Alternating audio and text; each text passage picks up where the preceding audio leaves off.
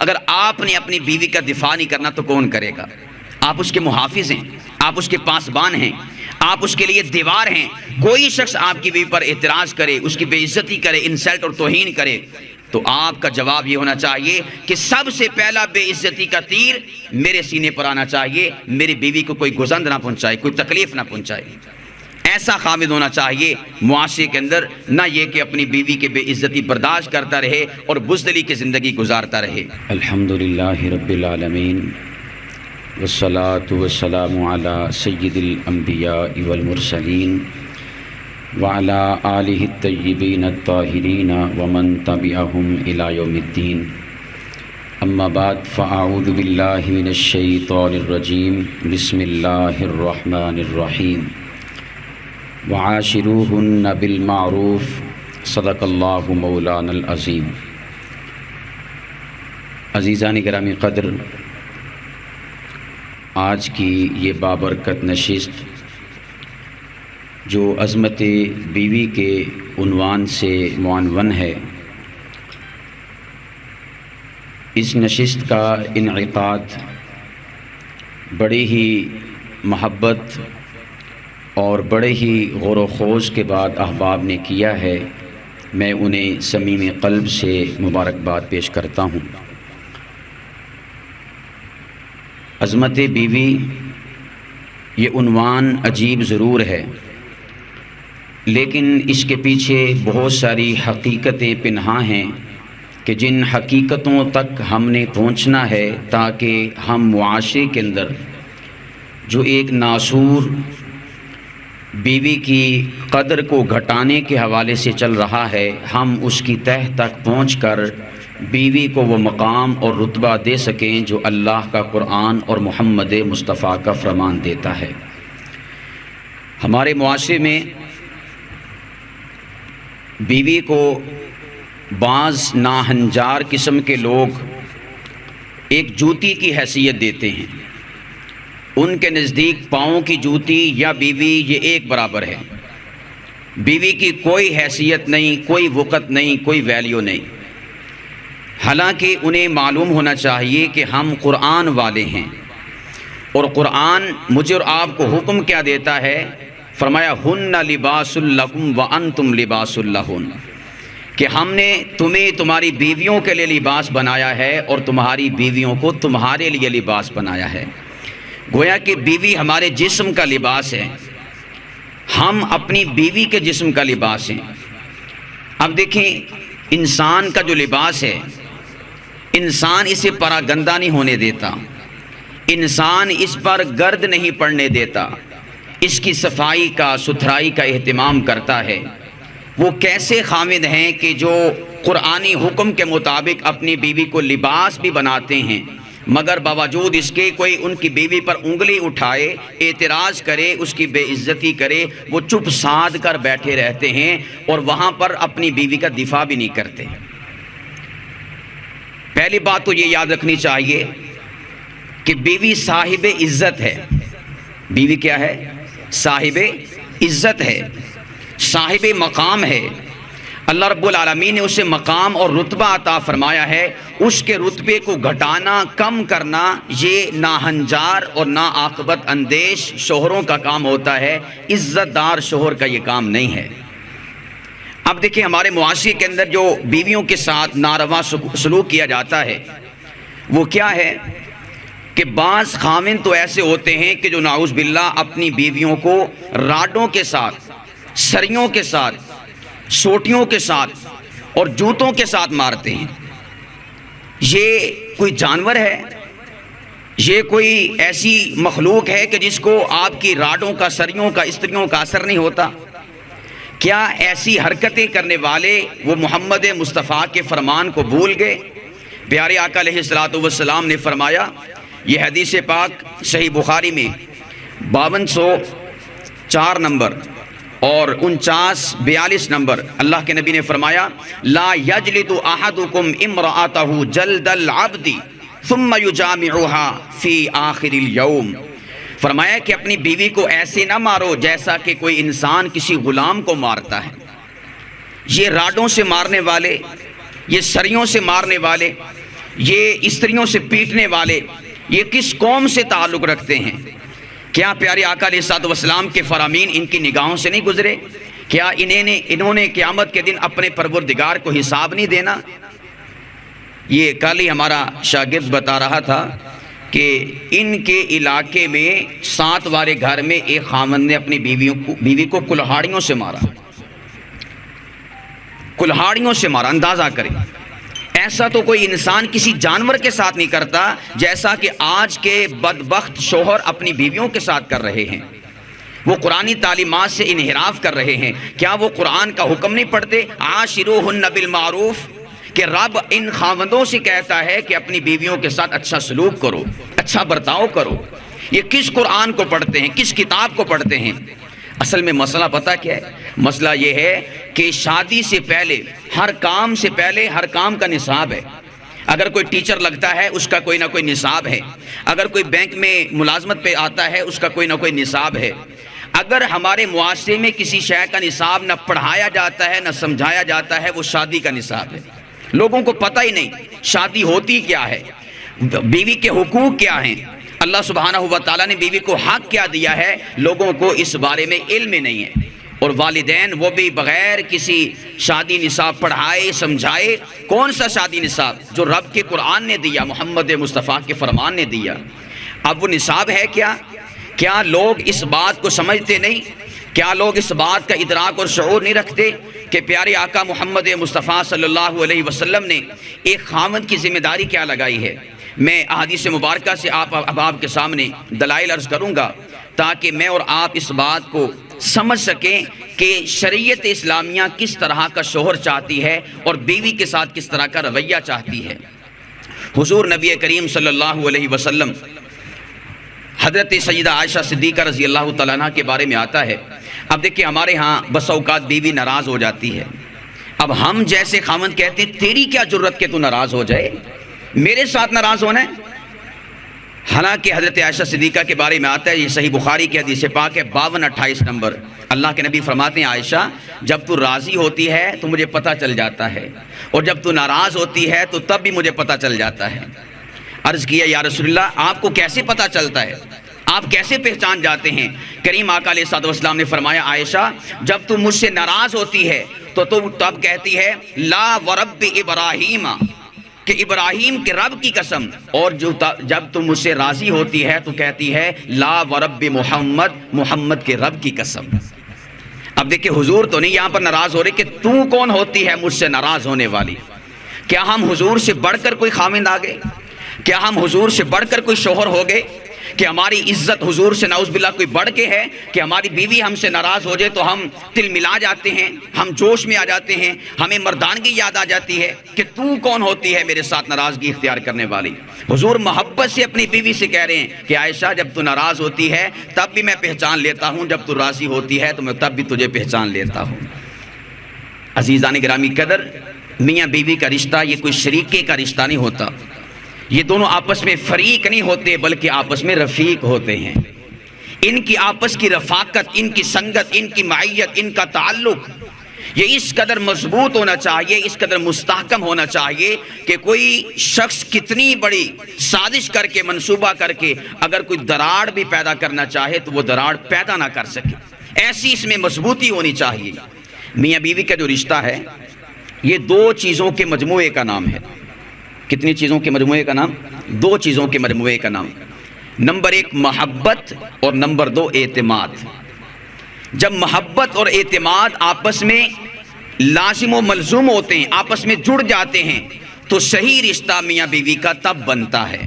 اور یہ چیز نبی پاک صلی اللہ علیہ وسلم کی ازواج اور حضور علیہ الصلوۃ والسلام کے اندر بدرجہ اتم پائی جاتی تھی کہ حضور علیہ الصلوۃ والسلام کی ازواج اور حضور کے درمیان محبت بھی تھی اور اعتماد کا رشتہ بھی تھا۔ یہ اعتماد کا رشتہ ہی ہے تو حضور علیہ الصلوۃ والسلام فرما رہے ہیں کہ عائشہ جب تو ناراض ہوتی ہے تو تب بھی پتہ چلتا ہے، جب تو راضی ہوتی ہے تو تب بھی مجھے پتہ چل جاتا ہے۔ اب دیکھیں آپ صلی اللہ علیہ وسلم، ہمارے سامنے تو حضور کی سیرت، حضور کا کردار ہونا چاہیے کہ حضور اپنی بیویوں کے ساتھ کیسے تھے۔ حدیث پاک سنیے گا، حضور علیہ الصلوۃ والسلام پیارے آقا حضرت سیدہ عائشہ رضی اللہ تعالیٰ عنہ ان سے کس قدر لاڈ فرمایا کرتے تھے۔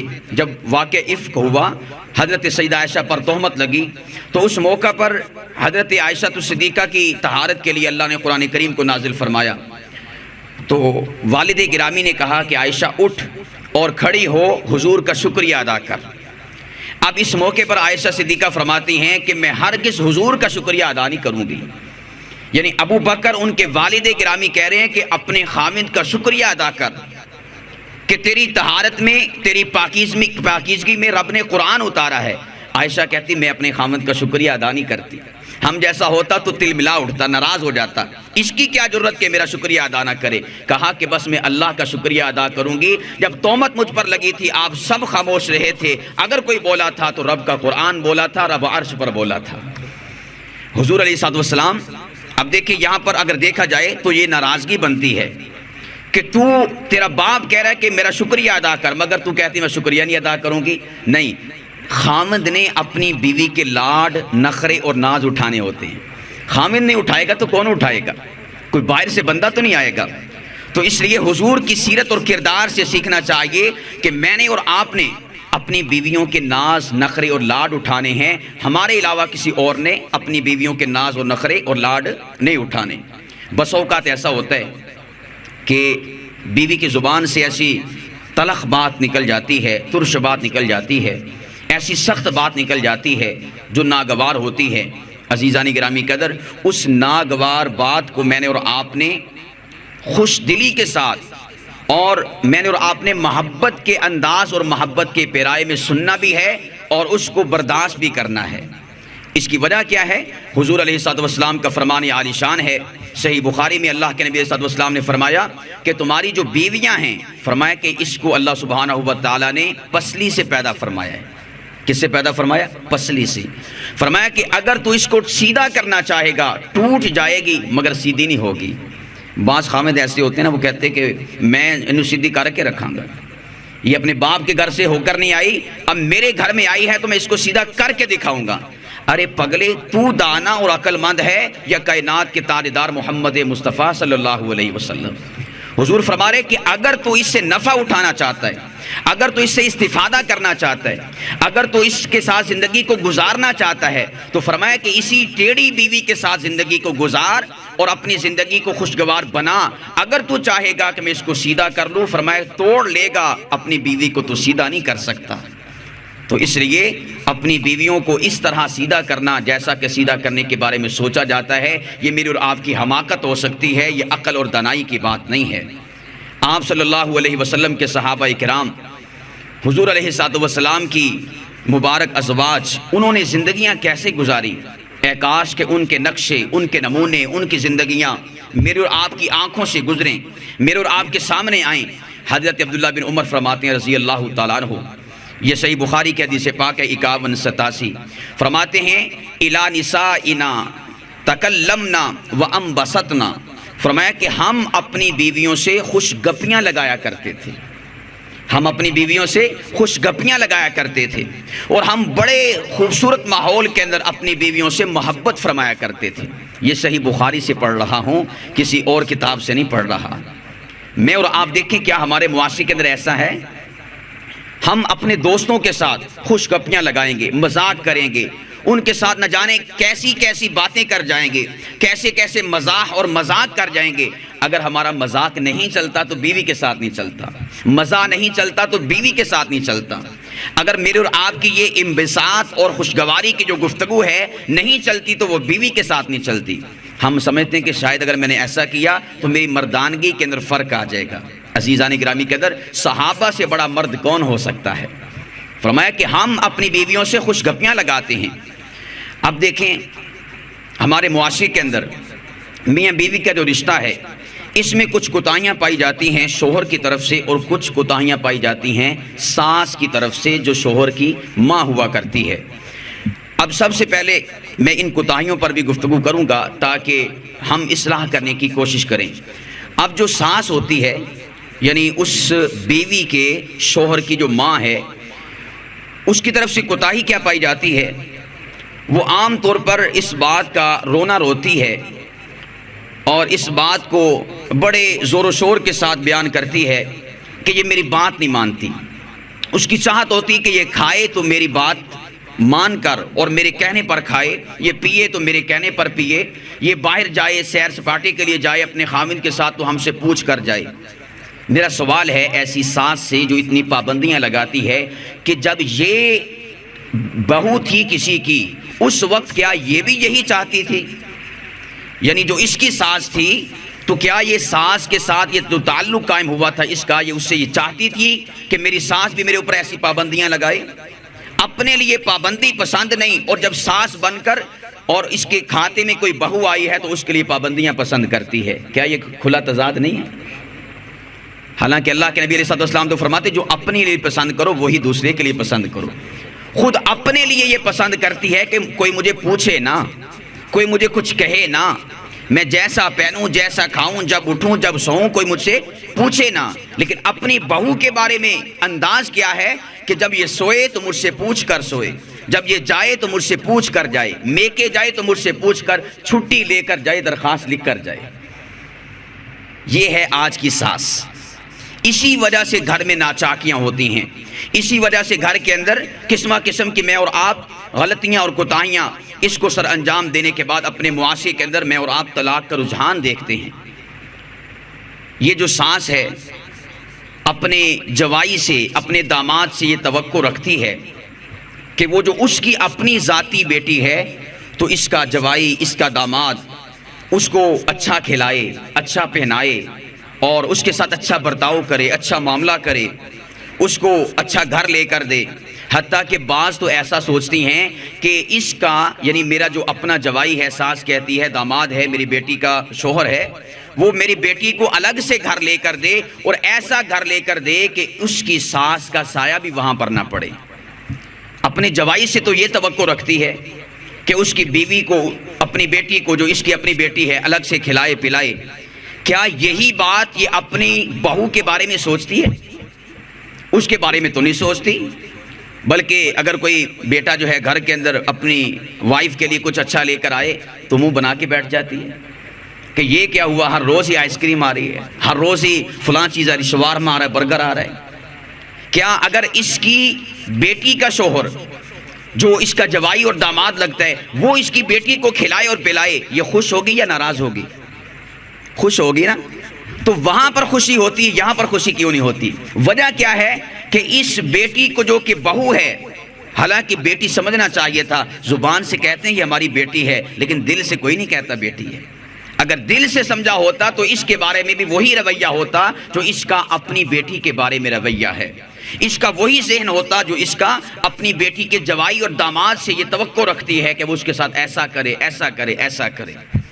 یہ ہماری معاشرے کی ساس کا قصور ہے کہ وہ اپنی بہو کو اپنی بیٹی نہیں سمجھتی، زبان سے کہتی ہے لیکن اپنی بہو کو حقیقی بیٹی نہیں سمجھتی۔ عزیزان گرامی کے اندر جب تک ساس اپنی بیٹی سمجھ کر بہو کو نہیں رکھے گی اور اس کے ساتھ معاملہ نہیں کرے گی، یاد رکھیے گا ہمارے گھروں کے اندر اسی طرح لڑائیاں اور جھگڑے جاری رہیں گے۔ اسی طور پر بعض ساسیں ایسی ہیں کہ اگر ان کی اپنی بیٹی بیمار ہو جائے نا تو کہتے ہیں کہ بیچاری بیمار ہو گئی ہے، اور اگر بہو کہے کہ میں بیمار ہو گئی ہوں تو آگے سے جواب آتا ہے کہ یہ نخرے کرتی ہے۔ کیا کرتی ہے؟ نخرے کرتی ہے۔ سبحان اللہ، کیا اصول ہے! اپنی بیٹی بیمار ہوئی تو بیمار ہے، کسی کی بیٹی بیمار ہوئی جو اس کی بہو ہے اس کے بارے میں کہتی ہے نخرے کرتی ہے۔ کتنا بڑا ظلم اور کتنی بڑی زیادتی ہے! ادھر پیمانہ کچھ اور ہے، ادھر پیمانہ کچھ اور ہے۔ اسی طور پر بعض ساسیں ایسی ہوتی ہیں جو اپنے بہو کو تانے دیتی، نکمی ہے، کام چور ہے، فلاں ہے فلاں ہے۔ میں ایسی ساس سے کہتا ہوں کہ کیا یہ بہو بھاگ کر تیرے گھر میں آئی ہے؟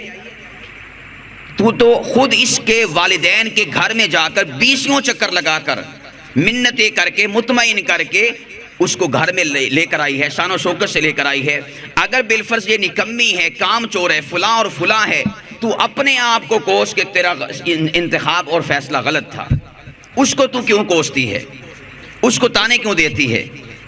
ہمارے معاشرے میں بعض ساس یہ رویہ رکھتی ہے، وہ کیا رویہ ہے کہ اپنے بیٹے کو اکساتی رہتی ہے اس کی بیوی کے معاملے کے اندر۔ یاد رکھیے گا جو ساس ایسا کرتی ہے وہ ظالم بھی ہے اور جادوگرنی بھی ہے۔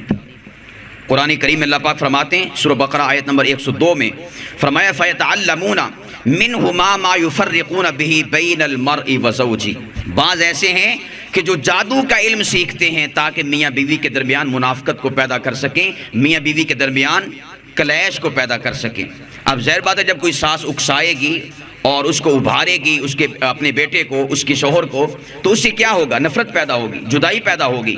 تو یہ جادو کرنی ہے ایسی ساس اور ظالم ہے ایسی ساس۔ یہ ہماری معاشرے کی ساس کا قصور ہے۔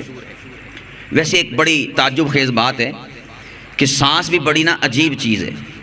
جب یہ خود بہو ہوتی ہے کسی کی، جس کو ہم پنجابی میں نو کہتے ہیں، تو اس وقت یہ کہتی کہ میری ساس اچھی نہیں ہے، لیکن جب یہ خود ساس بنتی ہے تو کہتی میری بہو اچھی نہیں ہے۔ حالانکہ حقیقت کیا ہے کہ یہ خود اچھی نہیں ہے۔ جب بہو تھی تو کہتی کہ میری ساس اچھی نہیں ہے، جب ساس بنی تو اب کہتی بہو اچھی نہیں ہے۔ حقیقت کیا ہے؟ یہ خود اچھی نہیں ہے۔ خود اچھی ہوتی تو کبھی ایسا نہ ہوتا۔ ساس اور بہو کے یہ جو اس نے ایک تقسیم کر رکھی کہ جب میں بہو تھی تو میری ساس اچھی نہیں، جب ساس بنی ہو تو بہو اچھی نہیں ہے، دراصل اس کا اپنا قصور ہے، دراصل اس کی اپنی غلطی ہے۔ تو اس لیے یہ ہماری معاشرے کی ساس کا قصور ہے۔ اس اگر رویے کو درست نہیں کیا جائے گا تو ہمارا معاشرہ اسی طرح دلدل کے اندر پھنسا رہے گا اور کوئی بھی نکلنے کی راہ ہمارے معاشرے کو دکھائی نہیں دے گی۔ اسی طور پر میں یہاں پر جو سسر ہوتا ہے، ساس کا گھر والا ہوتا ہے، اب وہ ساس جو اپنی بہو کے بارے میں اس قسم کے رویے اختیار کرتی ہے، حالانکہ اس کا اپنا مائنڈ کیا ہوتا ہے کہ اس کا جو اپنا شوہر ہے وہ اس کی مٹھی میں رہے، یعنی میں جو کہوں تو میرا شوہر وہی کہے اور وہی کرے۔ لیکن یہ چیز وہ اپنی بہو کے بارے میں نہیں چاہتی، اپنے بارے میں چاہتی کہ میرا خاوند میری مٹھی میں رہے، لیکن یہ نہیں چاہتی کہ میرا بیٹا میری بہو کے مٹھی میں رہے۔ کیا یہ کھلا تضاد نہیں ہے؟ ساس اپنے بارے میں کیا چاہتی ہے اور اپنی بہو کے بارے میں کیا چاہ رہی ہے۔ اگر یہ رویہ ہماری معاشرے کی ساس نے نہ بدلا تو اسی طرح معاشرہ دلدل میں پھنستا رہے گا اور معاشرہ اسی طرح گھر کے اندر نفرت کی آگیں جلتی رہیں گی، کبھی بھی معاشرے کے اندر خوشگوار ماحول پیدا نہیں ہو سکتا۔ معاشرے کی ساس کو اس بات کی اصلاح کرنی چاہیے۔ عزیزان گرامی کے اندر سسر کیسا ہونا چاہیے، ساس کیسی ہونی چاہیے، اس حوالے سے بہت زبردست حدیث پاک ہے۔ حضرت عبداللہ بن عمر بن عاص رضی اللہ تعالی عنہ وہ حدیث پاک کے راوی ہیں۔ وہ فرماتے ہیں کہ ان کہانی ابی امرأۃ ذات حسب، فرماتے ہیں کہ میرے والد گرامی نے میری اونچی درجے کی لڑکی کے ساتھ شادی کر دی۔ اب شادی کرنے کے بعد ہمارے معاشرے کے سسر کیا کرتے ہیں؟ اپنے بیٹے کو پٹیاں پڑھاتے ہیں، اپنے بیٹے کو بریف کرتے ہیں، ایسا کرنا ہے ایسا کرنا ہے، اپنی بیوی کو یہ کہنا ہے وہ کہنا ہے، یہ نہیں کرنے دینا وہ نہیں کرنے دینا، یہ فلاں جگہ پر جا سکتی فلاں جگہ پر نہیں جا سکتی، اس قسم کی پٹیاں پڑھاتے ہیں۔ یعنی اس کی تعمیر کے اندر کوئی کردار ادا نہیں کرتے، ہمیشہ تخریب میں کردار ادا کرتے ہیں۔ اصل سسر کیسا ہوتا ہے؟ حدیث پاک سے سنیے گا، صحیح بخاری 5052 نمبر حدیث پاک ہے۔ عبداللہ بن عمر بن عاص فرماتے ہیں، فرمایا فَكَانَ يَتَعَاهَدُ كَنَّتَهُ، فرمایا کہ میری شادی کر دی، اس کے بعد میرے والد گرامی یعنی میری بیوی کے سسر فرماتے ہیں کہ وہ میری بیوی کی خبر گیری کیا کرتے تھے، یعنی اس سے پوچھا کرتے تھے بیٹی تجھے کسی شے کی ضرورت تو نہیں ہے، تجھے کسی شے کی حاجت تو نہیں ہے۔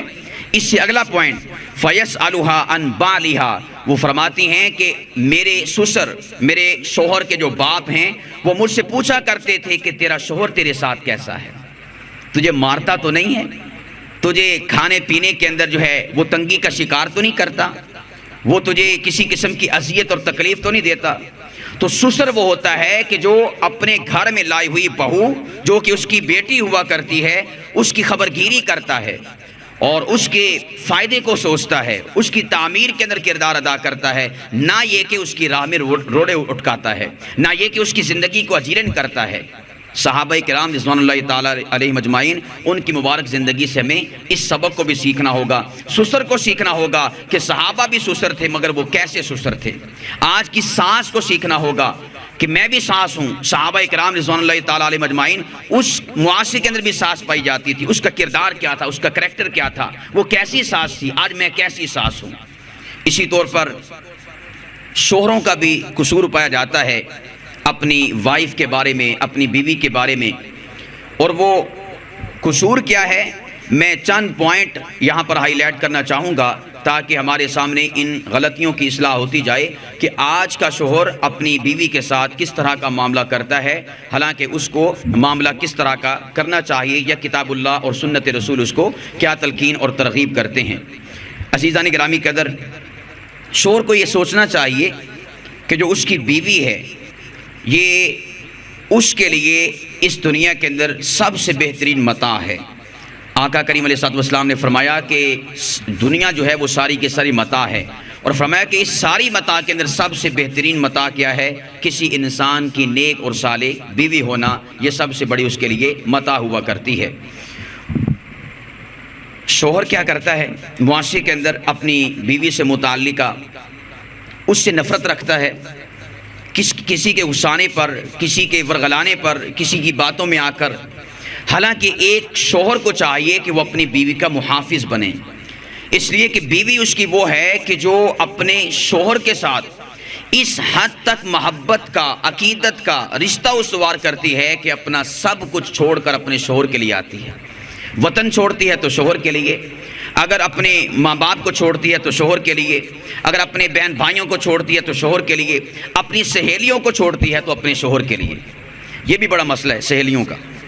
گھر میں فون آ جائے نا سہیلی، جو اس کی وائف کی سہیلی اس کا، یا گھر میں وہ سہیلی خود آ جائے تو شوہر بھی کہتا ہے اور ساس بھی کہتی ہے کہ اے سہیل پونا اتھے رکھ کے آیا کر۔ فون آ جائے سہیلی کا یا سہیلی خود آ جائے تو آگے سے جواب آتا ہے کہ اے سہیل پونا اتھے رکھ کے آیا کر۔ یہ ساس، یہ شوہر نبی پاک صلی اللہ علیہ وسلم کی سیرت سے نا واقف ہے۔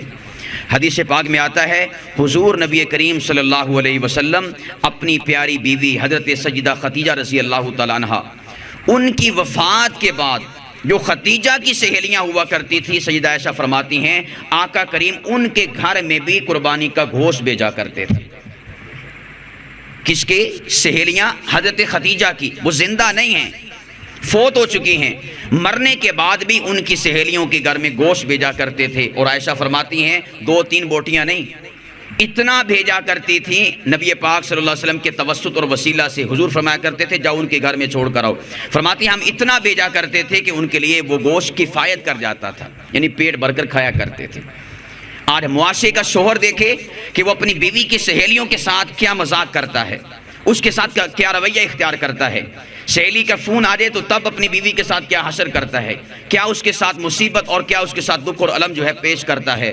اور حضور علیہ الصلوۃ والسلام کا کردار اور کریکٹر کیا ہے کہ ان کی بیوی وفات پا چکی ہے، کریم آقا علیہ الصلوۃ والسلام اپنی بیوی کی سہیلیوں کے گھر میں بھی گوشت بھیجا کرتے ہیں۔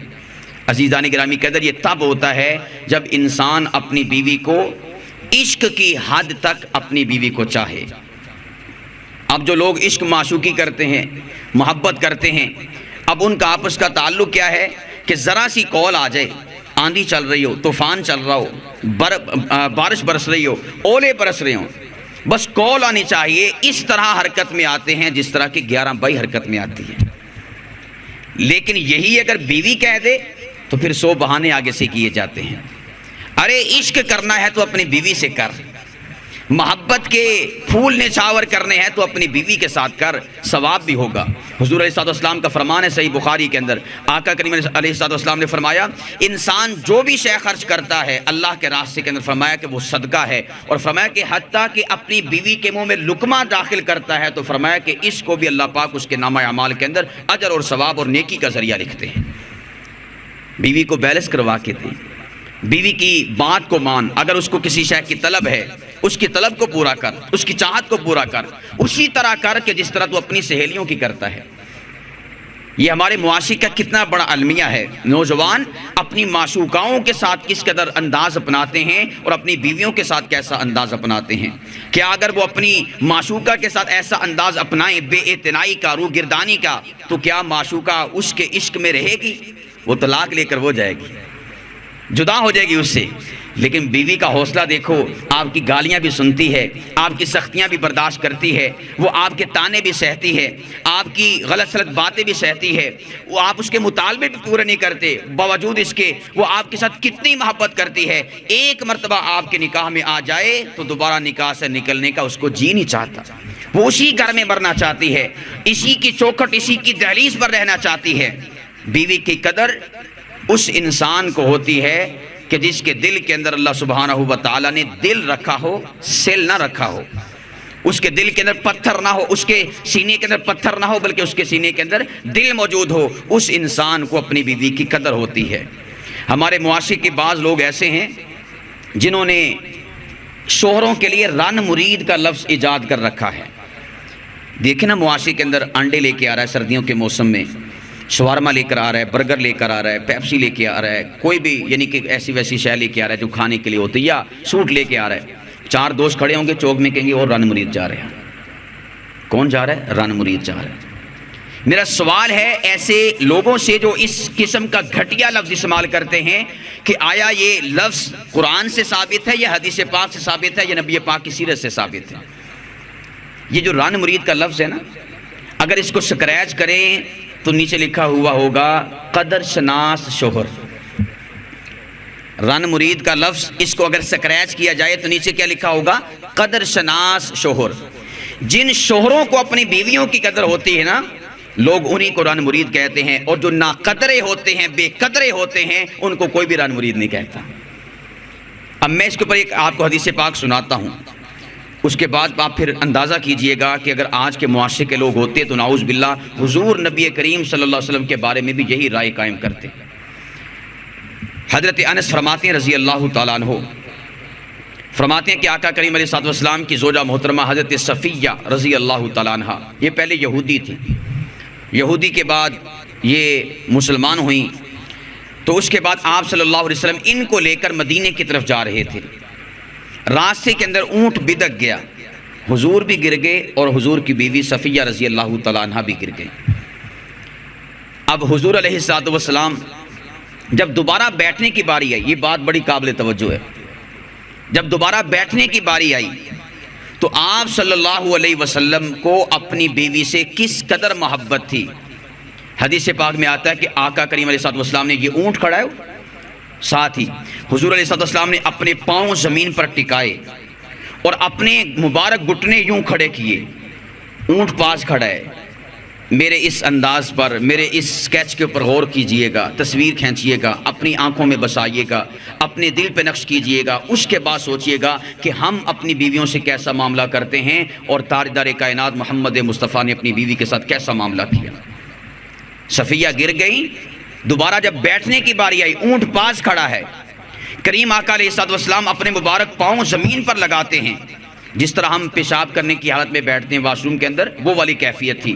پاؤں زمین پر لگے اور یوں آقا کریم علیہ الصلوۃ والسلام نے اپنے گھٹنے کو کھڑا کیا اور اپنی بیوی صفیہ سے کہا، صفیہ اپنے قدم محمد مصطفیٰ کے گھٹنے پر رکھ کر اونٹ پر سوار ہو جا۔ یہ ہے حضور علیہ الصلوۃ والسلام کی اپنی بیوی سے محبت۔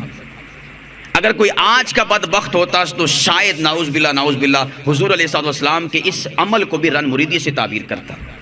لیکن میں نے پہلے عرض کر دیا کہ رن مریدی کا لفظ اس کو سکریچ کرو تو نیچے کیا لکھا ہے؟ قدر شناس شوہر، بے قدر کی جانن بیوی دی قدر، بے قدر کی جانن بیوی دی قدر۔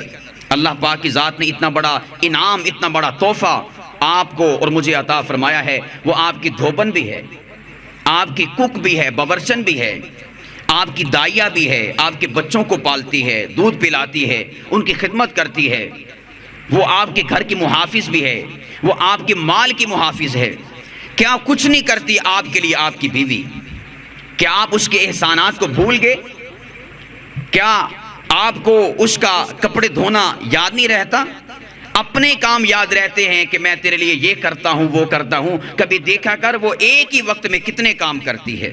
بچوں نے سکول جانا ہو، بچوں کو تیار کر رہی ہوتی ہے، وہی ٹائم تیرے دفتر جانے کا ہوتا ہے، وہ تیرے لیے بھی ناشتہ تیار کرتی ہے، بچوں کے لیے بھی ناشتہ تیار کرتی ہے، تیرے لباس کو بھی تیار کرتی ہے، بچوں کی یونیفارم کو بھی تیار کرتی ہے، بچوں کی کتابیں پینسلیں بھی پوری کر رہی ہوتی ہے، اور وہی وقت ہوتا ہے کسی کے آ جانے کا، گھر کی صفائی بھی کر رہی ہوتی ہے، خود اپنا ناشتہ لیٹ کر لیتی ہے، سب سے پہلے بچوں کو روانہ کرتی ہے، اپنے خاوند کو روانہ کرتی ہے۔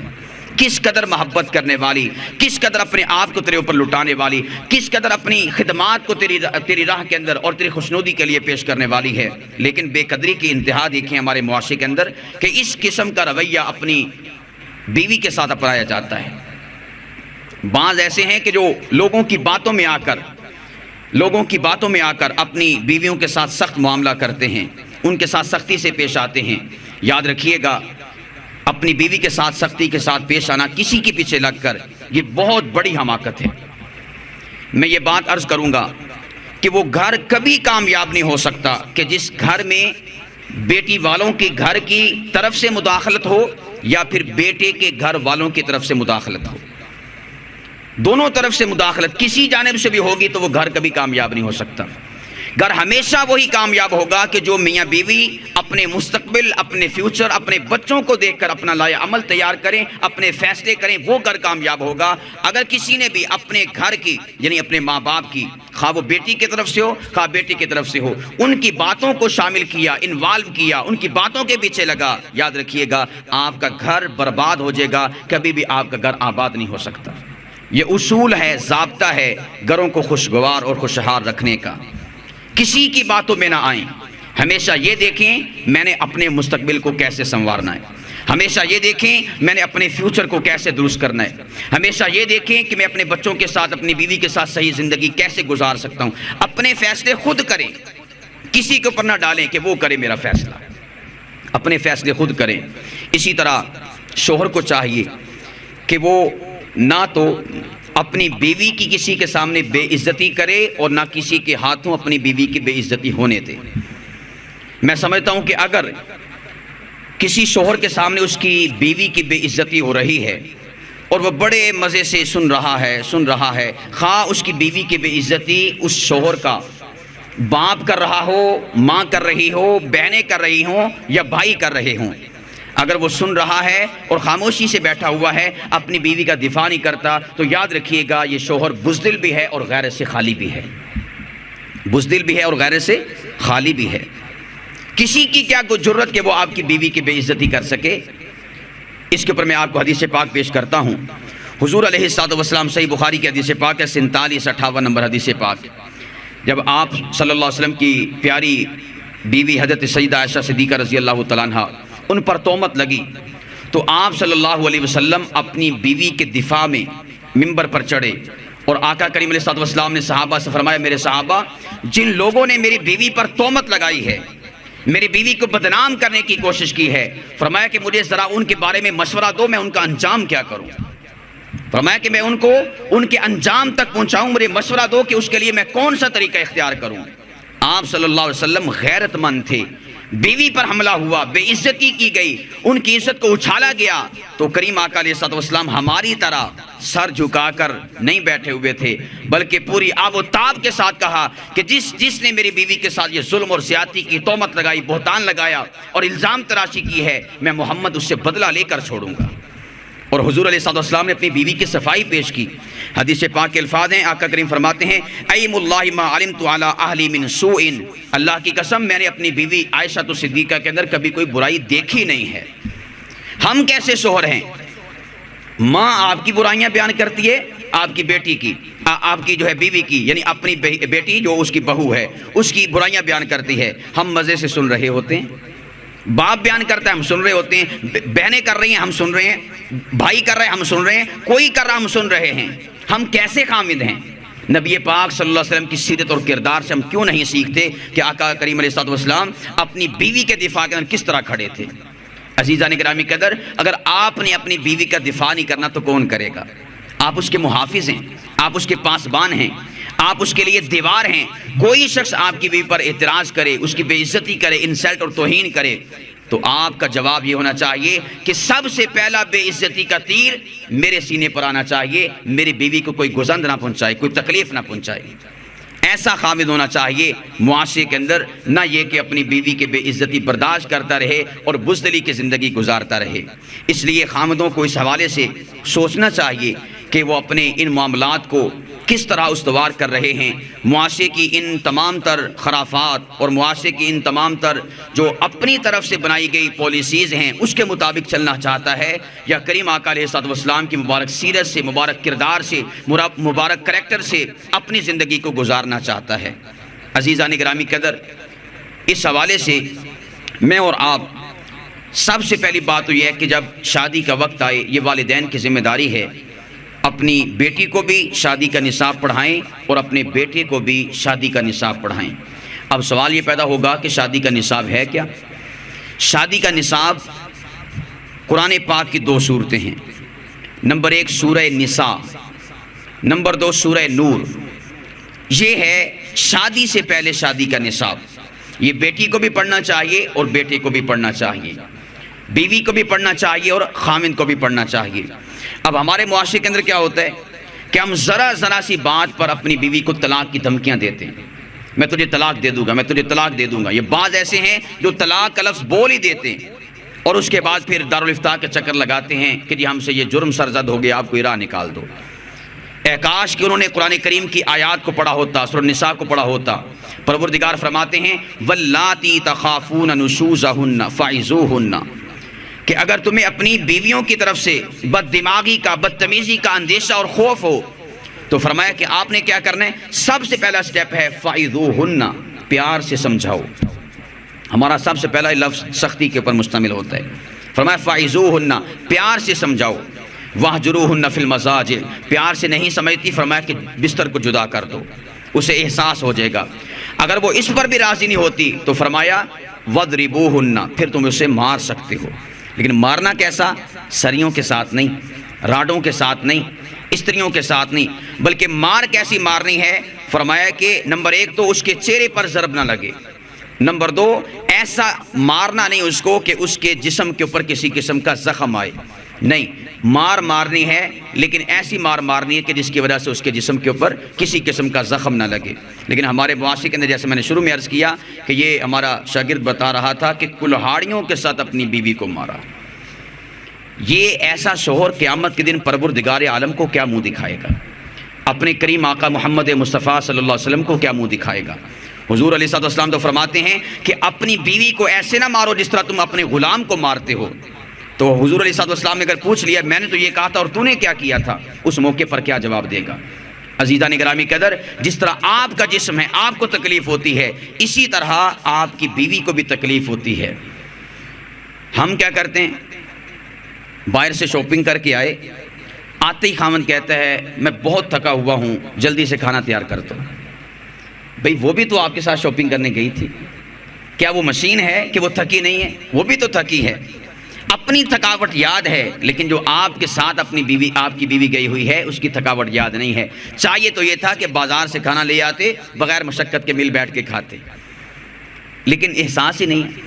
میں اسی لیے سمجھانے کے طور پر کہا کرتا ہوں کہ یہ جو بیوی ہے، جب اللہ سبحانہ و تعالیٰ نے انسان کو، شوہر کو پیدا کیا تو اس شوہر کی جو بچی کھچی مٹی تھی اس سے اللہ سبحانہ و تعالیٰ نے تمہاری بیوی کو پیدا کیا، گویا کہ یہ تمہارے جسم کا حصہ ہے، تمہاری فطرت کا حصہ ہے، تمہارے اس خمیر اور مادے کا حصہ ہے جس سے اللہ سبحانہ و تعالیٰ نے تمہاری ذات کو بنایا ہے۔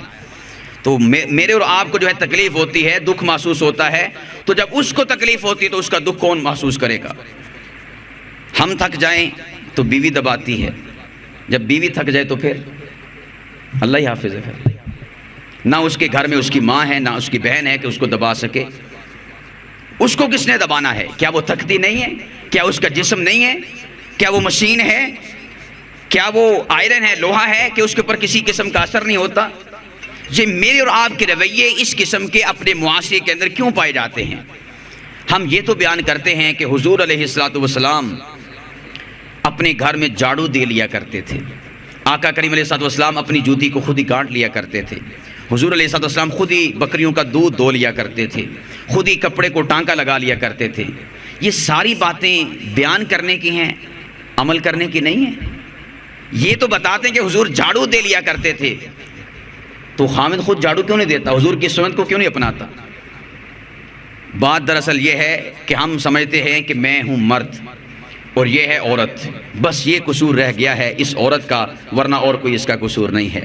عزیزان گرامی قدر، جہاں پر ہم شریکہ بن کر سوچیں گے تو یاد رکھیے گا وہاں پر کبھی بھی زندگی انسان کی آسان نہیں ہو سکتی، خوشگوار نہیں ہو سکتی، بلکہ انسان کی زندگی اجیرن ہوگی، انسان کی زندگی جہنم بن جائے گی۔ نفرت کی آگ میں ہمیشہ وہ معاشرہ، وہ گھر جلتا رہے گا جہاں پر انسان یہ سوچے کہ میں مرد ہوں اور یہ عورت ہے۔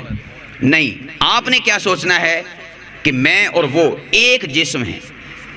جب آپ اس اصول سے، اس نگاہ سے، اس زاویے سے اپنی بیوی کو دیکھیں گے تو یاد رکھیے گا کسی قسم کی گراوٹ، ویکنس اور کمزوری اور اس قسم کی جو باتیں غیر شرعی اور غیر حضور علیہ الصلوۃ والسلام کی سیرت سے ٹکرانے والی ہیں، قرآن پاک سے متصادم ہیں، پھر ایسی چیزیں ہمیں معاشرے کے اندر دیکھنے کو اور سننے کو ہرگز نہیں ملیں گی۔ اس لیے خدا را عظمت بیوی کے حوالے سے پیغام اور میسج یہ ہے کہ بیوی کی قدر کرنا سیکھو۔ کس سے سیکھو؟ کسی اور سے نہیں، ہمارے لیے ایک ہی ذات جو ہے وہ اسوہ حسنہ کی حیثیت رکھتی ہے۔ لقد کان لکم فی رسول اللہ اسوۃ حسنہ، وہ تاجدار کائنات محمد مصطفیٰ صلی اللہ علیہ وسلم کی ذات بابرکت ہے۔ حضور کی زندگی سے سیکھ کر میں اور آپ اپنے معاشرے کو استوار کریں، اپنے گھروں کو بسائیں، اپنے گھروں کو خوشگوار بنائیں۔ آپ صلی اللہ علیہ وسلم کی زندگی سے انحراف کرنا، اعراض کرنا، روگردانی اختیار کرنا، یاد رکھیے گا جس طرح ہم پہلے ہلاکت کے اندر جا رہے ہیں، آئندہ بھی ہلاکت کے گڑھوں میں ہم اسی طرح گرتے رہیں گے اور معاشرہ نفرت کی آگ میں جلتا رہے گا۔ کب تک؟ جب تک کہ ہم حضور علیہ الصلوۃ والسلام کی سیرت اور کردار سے ان چیزوں کو اخذ کر کے اپنی زندگی کا دستور اور اصول نہیں بنا لیتے۔ آئیے اس بات کا عزم کریں، ارادہ کریں کہ انشاءاللہ العزیز ہم نے معاشرے کے تلخ جملوں کو، معاشرے کے طعن و تشنیع کو کبھی بھی اس کی طرف توجہ نہیں دینی، بلکہ ہمیشہ اپنے آقا کو دیکھنا ہے کہ حضور علیہ الصلوۃ والسلام اپنی ازواج کے ساتھ کس طرح کا معاملہ کرتے تھے، حضور علیہ الصلوۃ والسلام اپنی ازواج سے کس قدر محبت فرمایا کرتے تھے۔ اما ایسا تو فرماتی ہیں کہ ایک مرتبہ سفر کے دوران میں کریم آقا علیہ الصلوۃ والسلام کے ساتھ جا رہی تھی، حضور علیہ الصلوۃ والسلام نے مجھے پالان میں بٹھایا ہوا تھا اونٹ پر، فرمایا جب کبھی اترنے کا وقت آتا تھا حضور علیہ الصلوۃ والسلام مجھے اترنے کا حکم نہیں دیتے تھے، صحابہ سے فرماتے تھے میری بیوی کا پالان اپنے کندھوں پر اٹھا کر اس کو زمین پر رکھ دو تاکہ میری بیوی کو اتنی بھی تکلیف نہ پہنچے۔ یہ ہے آپ کے نبی کا کردار، یہ ہے آپ کے نبی کا کریکٹر، یہ ہے آپ کے نبی کی سیرت، یہ ہے آپ کے نبی علیہ الصلوۃ والسلام کا اپنی بیویوں کے ساتھ معاملہ۔ کریم آقا علیہ الصلوۃ والسلام نے فرمایا، جامع ترمذی کی روایت ہے، فرمایا کہ سب سے بہتر اور کامل مومن وہ ہے کہ جس کے اخلاق اچھے ہیں، اور فرمایا کہ اس کے بعد خیارکم خیارکم، فرمایا کہ تم میں سے سب سے بہتر وہ ہے کہ جو اپنی بیویوں کے ساتھ اچھا معاملہ کرتا ہو، فرمایا کہ اپنی بیویوں کے ساتھ اچھا معاملہ کرتا ہو۔ خطبہ حجۃ الوداع میں اللہ کے امیر نے فرمایا وَاسْتَوْصَوْا بِالنِّسَاءِ، فرمایا کہ میں تمہیں تمہاری بیویوں کے معاملے کے اندر نصیحت اور وصیت کرتے ہوئے جا رہا ہوں۔ سب سے آخری خطبہ ہے حضور نبی کریم صلی اللہ علیہ وسلم کا کہ اللہ کے نبی علیہ الصلوۃ والسلام اس میں بھی بیویوں کے متعلق اچھے رویے کی وصیت کر کے اور نصیحت کر کے اس کائنات سے رخصت ہو رہے ہیں۔ کریم آقا علیہ الصلوۃ والسلام کی سیرت اور کردار کو اپنا کر میں اور آپ اپنے معاشرے کو خوشگوار کر سکتے ہیں، اپنے معاشرے کو اچھا بنا سکتے ہیں، اپنے معاشرے کے اندر محبت کو پروان چڑھا سکتے ہیں۔ اگر ہم نے اس سے اعراض کیا تو پھر نفرتیں اسی طرح عروج پکڑیں گی۔ اللہ سبحانہ و تعالی مجھے اور آپ کی تمام تر جو ہے زندگی کو اور میرے اور آپ کے ایک ایک شب و روز کو حضور علیہ الصلوۃ والسلام کی سیرت اور کردار کے اندر رنگ کر اور اسی کی اداؤں کو اپناتے ہوئے اپنے معاشرے کے اندر رہنے کی، بسنے کی توفیق عطا فرمائے۔ وما علینا الا البلاغ المبین۔